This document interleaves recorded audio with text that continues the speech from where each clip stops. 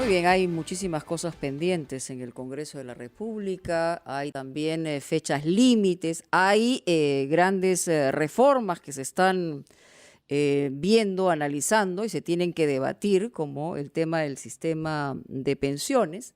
Y a esta hora, en Ampliación de Noticias, conjuntamente con Fernando Carballo y Carlos Villarreal, le damos la bienvenida a Carmen Omonte, vocera alterna de APP, y quien preside esta comisión especial para la reforma del sistema de pensiones. Pero empezaremos con el ámbito político, porque ayer, mientras el presidente Vizcarra en el Palacio de Gobierno le pedía y le decía al Congreso que iba a estar como ciudadano observando y que no sabía quién se podía hacer el loco o no respecto a la votación que venga en relación a la reforma política, se presentaba en el Congreso una moción de censura a la ministra de Economía.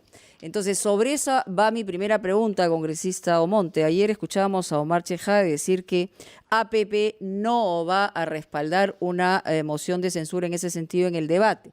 ¿Usted coincide con eso o no? Muchas gracias, Mónica. En primer lugar, quizás aclarar un poco el tema de esta segunda votación sobre los impedimentos para postular a sentenciados en primera instancia. APP lo ha anunciado abiertamente, pero hoy en el Pleno, que se va a llevar en pocos minutos, formalmente estamos presentando un oficio ante el presidente del Congreso para que pueda ser debatida esa segunda votación el día de hoy en bloque. Todos los miembros de esta bancada de Alianza para el Progreso estamos solicitando, porque evidentemente es un tema de coherencia y ya los plazos se están acortando. O sea, el 28 es el deadline, es la fecha límite. Así es, para que pueda ser aplicada esta reforma constitucional en las elecciones del 2021, si no simplemente serían pateadas para las elecciones del 2026, y Alianza para el Progreso en eso ha sido sumamente coherente y lo estamos planteando hoy. Entonces vamos a ver qué cosa dice la mesa, pero en relación a la presentación de la moción de censura de la ministra de Economía. Muy bien, con respecto a ese tema, siempre hemos manifestado nuestra responsabilidad que como bancada, también como partido político, y consideramos que una censura a la cabeza, en este caso la ministra, podría ser otro ministro que encabece el sector economía en una época de crisis, pues no sería adecuada, ¿no? Y sobre todo, yendo ya al fondo, porque bien respetamos totalmente las posturas que tienen los miembros de las diferentes bancadas que la están promoviendo y entendemos sus razones, pero como partido, como Alianza para el Progreso y como bancada, entendemos de que finalmente la principal responsabilidad de la política del sector está en el presidente Martín Vizcarra. Por tanto, el cambiar a la cabeza en este momento pues no sería garantía de un cambio de fondo en cuanto a la política. Ya la ministra, al presentarse ante el Congreso, ha reconocido errores en diferentes ámbitos, ha rectificado, ha planteado correcciones, por ejemplo, en el tema de Reactiva, de que estas empresas que habrían sido beneficiadas y a pesar de haber sido beneficiadas, declararon en suspensión perfecta, y sobre todo aquellas que tienen cuestionamientos o están siendo procesadas por su vinculación a diferentes temas de corrupción, pues van a ser descartadas del beneficio del aval del Estado, ¿no? Entonces, se han planteado ciertas correcciones y, por tanto, este no sería el momento oportuno para una censura. Esa es la posición que tenemos como partido, pero evidentemente respetamos también la iniciativa que tienen otra bancada y forma parte del derecho democrático que tiene el Congreso de la República. Señora Omonte, buenos días. Quería preguntarle algo para que, apelando a su experiencia como ministra y como congresista, nos explique y nos muestre si acá hay lógica o puro pretexto.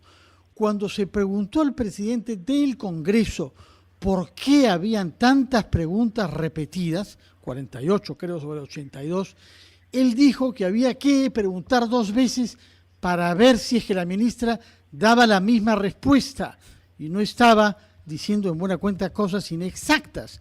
¿A usted le parece que tiene lógica esta explicación?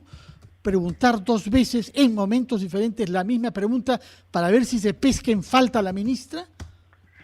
Bueno, personalmente creo que esta no era la explicación. Personalmente yo lo había asumido de que era porque finalmente eran interpelaciones planteadas en diferentes tiempos, por diferentes bancadas, y que finalmente originaron esta duplicidad en preguntas que considero que eran innecesarias, ¿no? Entiendo que esa fue una explicación presentada por el presidente Merino, O sea, pero una sí, explicación de último minuto que en realidad es un pretexto. Realmente no le encuentro yo ese sentido esa justificación, pero tampoco lo considero grave. Finalmente permitía que los ciudadanos pues puedan tener la oportunidad, una doble oportunidad de entender o escuchar una explicación sobre un tema determinado. No creo que no tiene mayor peso ese tema y bueno, evidentemente la explicación creo que también no fue la más adecuada. Congresista, ayer el parlamentario Renán Espinosa denunció que algunas bancadas estaban tratando el día de hoy de boicotear la aprobación de la reforma sobre impuestos para postular a cargos públicos, ¿no?, de elección popular, estos sentenciados en primera instancia, pidiéndoles por favor a los congresistas que no vayan, que pidan licencia, que aduzcan motivos de salud. ¿Le ha llegado ese tipo de ofrecimientos a la bancada de APP? ¿O sabe usted de algún caso que se haya presentado en ese sentido? Creo que tenemos que ser muy cuidadosos, y ahí ya mi invocación para el congresista Renán Espinosa, que puede tener el mejor ánimo de plantear poner... O el peor por su salida, ¿no? O sea, siempre hay que ponerse en los escenarios. Así es, o sea, realmente no entiendo el que haya manifestado algo y en todo caso tendría que presentar alguna prueba. Yo lo acabo de decir justamente en mi primera intervención de que como partido nosotros estamos ya pidiendo hoy oficialmente y con la firma de todos los miembros de nuestra bancada que este tema sea votado hoy o lo antes posible y que no se nos pase el plazo porque es un tema realmente serio, ¿no? Y si hay cualquier suspicacia o sospecha sobre la acción individual o en bloque de alguna bancada, pues se tendría que hacer una denuncia. Él se basaba también en el hecho negativa de toda la institución, ¿no? Que eso es muy Él negativo. se basaba en el hecho de que hayan bancadas que cambiaron de manera tan abrupta su decisión con respecto a la primera votación que hubo, en el que casi, si no me equivoco, fue unánime, pero ahora de pronto, de la noche a la mañana, dijeron no vamos a votar por ello. Directamente hay que mencionarlo. En este caso, sí, Carlos, totalmente cierto. Tanto Podemos como UPP, sobre todo, que son sobre las bancadas que he leído, que han retrocedido en este tema, creo que sí la ciudadanía debe estar atenta, su electorado, los ciudadanos que se sienten representados por estas bancadas, a exigirles que sean coherentes con respecto a su primera votación, que se supone la hicieron por convicción, ¿no? Porque si tú has votado en algo por convicción, pues a las pocas semanas no puedes cambiar radicalmente algo que se ha votado y era un tema sumamente serio en una línea, ¿no? Entonces confío que tanto UPP como Podemos, que son los partidos que creo que han retrocedido, porque eso es lo que leímos a través de los medios, pues no sea así y que hoy o en los próximos días ratifiquen esta votación que se requiere de todas maneras un voto de 87 mínimo para que pueda ser ya ratificado como modificación constitucional. Bueno, hay que decir que en otras votaciones, que también podían haber tenido motivaciones de tipo personal, y en eso están todos, las representaciones dentro del Congreso han conseguido más de 100 votos sin ningún problema, cosa que era sumamente complicada en cualquier Congreso anterior. A mí me ha impresionado, teniendo en cuenta que he visto congresos desde de la década de los 80, la manera y la facilidad que encuentran en este Congreso para tener una votación aplastante en determinadas circunstancias. Y muchas de ellas han tenido que ver con motivaciones expresas y personales. Esperemos que este no sea el caso.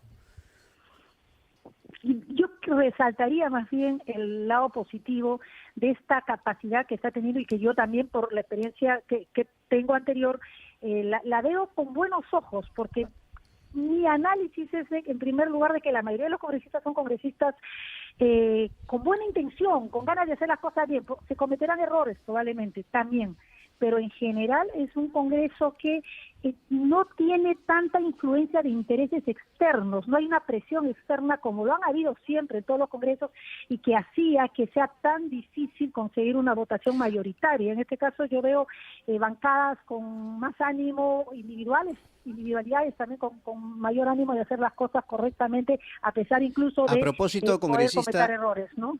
A propósito, congresista, de eso, ayer Keiko Fujimori en un video dijo que uno de los males en este momento en nuestro país es el populismo. Y hay quienes consideran que se dirigió específicamente al Congreso de la República. No sé si usted, como parlamentaria, integrante de este Congreso, se ha sentido aludida. ¿Es una crítica directa, cree usted, al Congreso de parte de Keiko Fujimori? Personalmente y como partido no nos sentimos aludidos. Creo que sí debería de haber un mensaje más aclaratorio por parte de Keiko Fujimori. Creo que ella más se refería al clientelismo. Creo que ha hecho un análisis un poco superficial con respecto a lo que implica el populismo. Tendría que haber sido mucho más específico. Incluso para su propia representación, ¿no? Donde también ha habido claro. discrepancias. Así es, y que bueno, en la mayoría de los casos han votado en la línea en la que hemos votado la mayoría de las bancadas, ¿no? Sobre diferentes puntos. Entonces, probablemente este video que se ha presentado públicamente requiera pues una segunda parte para aclarar un poco más a qué se refiere, ¿no? Porque aquí está en juego finalmente un equilibrio de poderes y el ánimo de que nuestro país salga de la crisis, ¿no? Entonces, si empezamos a acusarnos mutuamente y dejar la suspicacia que el error lo comete el otro y no asumimos que todos tenemos que salir adelante con ánimo de trabajar para el pueblo, pues creo no es saludable, por lo menos esa línea. Señora Omonte, otro tema que está en las manos del Congreso es el que tiene que ver con nuestro sistema previsional, es decir, con las jubilaciones privadas y públicas. Usted fue elegida hace poco más de 3 meses presidenta de una comisión encargada de proponer una reforma integral. ¿Cuánto está avanzando esta reforma? Habida cuenta de que muchas otras manos están metidas en el mismo plato, ¿no? ¿Qué cosa es lo que la comisión oficial y multipartidaria que usted preside está elaborando respecto de eso? ¿Cuánto han avanzado al cabo de 3 meses? Estamos cumpliendo al detalle nuestro plan de trabajo, por tanto tenemos la certeza de que cumplido el plazo, que es a fines de octubre, vamos a lograr presentar esta reforma. Está haciendo realmente un trabajo bastante complejo, porque sobre un sustento técnico tenemos que lograr ese consenso político y social que es necesario para una reforma de esta magnitud, ¿no? Que es para las próximas décadas. Ya estamos en la etapa del análisis técnico para presentar y empezar a discutir el modelo. Ya estamos en la discusión del modelo y hemos recibido a casi todos los actores. Este viernes recibimos a un grupo más que todavía quedaba pendiente, pero ya hemos escuchado a todos los sectores, desde el Ejecutivo hasta la propia sociedad a través de las audiencias públicas, y ya estamos Pero en el ustedes análisis. Además tienen que modelo. hacer un trabajo de docencia, ¿no? Porque dentro del Congreso hay argumentaciones que son fatales en relación al sistema de pensiones. Entonces, ahí hay un trabajo también adicional, o sea, cómo primero hacer este trabajo de enseñar hacia dónde va la dirección, y no me refiero a un tema de forma, me refiero a un tema de fondo, de entendimiento del problema. Y en segundo lugar, que confluyan, digamos, los intereses que tengan que ver con el país para que se mantenga un sistema de jubilación y no se destruya, ¿no? Que sea sostenible, ¿no? Que es esencial que esta propuesta implique realmente un modelo sostenible en el tiempo, que no suceda lo que ha sucedido ahora, que finalmente son sistemas que están ya rajados, quebrados. Todos han reconocido que ya lamentablemente nuestro régimen ha fracasado como tal, ya no es un régimen, ya no es un sistema previsional. Ya, pero a lo que yo iba es que, como decía Fernando, hay en realidad muchos en el plato causando garabato, y una circunstancia que le puede generar pues una situación mucho más grave al país, ¿no? Si todos tenemos que sumar, Mónica, y hay algo interesante que valoro dentro de las propuestas, los insumos que ha enviado también el Ejecutivo, que es el de, ya lo habíamos nosotros tratado en la comisión, inclusive con el sector educación, para que en toda la secundaria los jóvenes reciban horas de capacitación, de aprendizaje sobre su futuro, sobre sus pensiones. Actualmente los jóvenes, inclusive los adultos, los que están teniendo trabajos formales o independientes, no son conscientes de lo que implica tener una jubilación, cuánto uno tiene que ir juntando, ahorrando para tener una jubilación de determinado monto. Los peruanos desconocemos eso, la gran mayoría, y esa necesidad de educar, de capacitar, de informar, tenemos que incluirla dentro de toda esta reforma para que finalmente el sistema funcione. El ciudadano tiene que estar comprometido en su futuro, y si no lo está, realmente no va a tener mayor sentido. Sí, y tiene que haber un compromiso superior también de los políticos que nos dirigen. Gracias a la congresista Omonte por esta información. Estaremos en contacto con usted en cualquier momento, pero nos vamos ahora a una pausa, gran resumen y regresamos.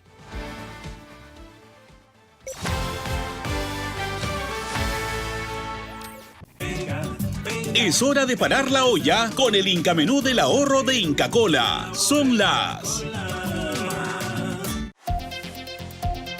9